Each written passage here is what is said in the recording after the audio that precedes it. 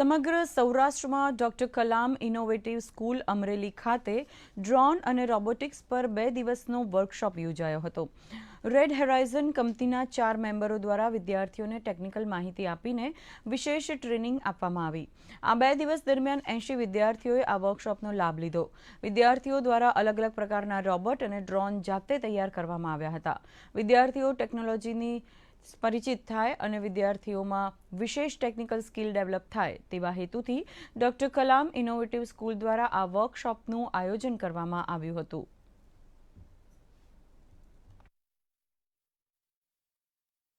21મી સદી સાથે તાલમેલ સેટ કરવા માટે આવા નવીનતમ અભિગમો શિક્ષણ સાથે ખૂબ જરૂરી છે। આ આયોજન સમગ્ર સૌરાષ્ટ્રની અંદર પ્રથમવાર કલામ કેમ્પસની અંદર થયું છે, જેના અંદર ખૂબ મોટી સંખ્યાની અંદર બાળકોએ ભાગ લીધો।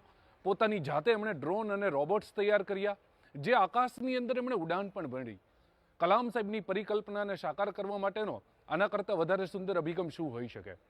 અમે બાળકોને આજ સુધી 3 નેશનલ લેવલના પ્લેટફોર્મ પૂરું પાડ્યા છે અને આવનારા સમયની અંદર ઇન્ટરનેશનલ લેવલના પ્લેટફોર્મ્સ પણ કલામ કેમ્પસના બાળકોને પૂરા પાડવા માટે કલામ કેમ્પસ પ્રતિબદ્ધ છે।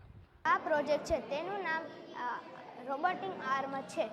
આપણે તેની અંદર મોદી સાહેબનું એક સપનું હતું કે મેક ઇન ઇન્ડિયા કાંઈક બને, એટલે અમે બધા ભેગા થઈને સપનું સાકાર કરવા માટે અમે આ બનાવ્યું છે। હવે જો આ પ્રોજેક્ટ સૌરાષ્ટ્રમાં પહેલીવાર અમારી સ્કૂલમાં થાય છે, તો આ પ્રોજેક્ટનું નામ છે ડ્રોન પ્રોજેક્ટ। તો હવે આ બધાના પાર્ટ્સ વિશે હું તમને સમજ આપું છું। તો કે આ ડ્રોન છે એનો ઉપયોગ ઘણા બધા ક્ષેત્રોમાં થાય છે, જેમ કે ખેતીકામ માટે। તો કે ખેતીકામમાં આપણે જે પાક હોય એની ઉપર જે જંતુ બેઠા હોય, જંતુનાશકના દવા છંટકાવ કરવા માટે થાય છે। પછી મૂવીઝમાં ફિલ્મ શૂટિંગ કરવા માટે થાય છે। પછી આપણે આતંકવાદી જે આપણી દેશની સરહદ ઉપર આવે છે તેનું ઉપરથી ધ્યાન રાખવા માટે ડ્રોનનો પણ ઉપયોગ થાય છે।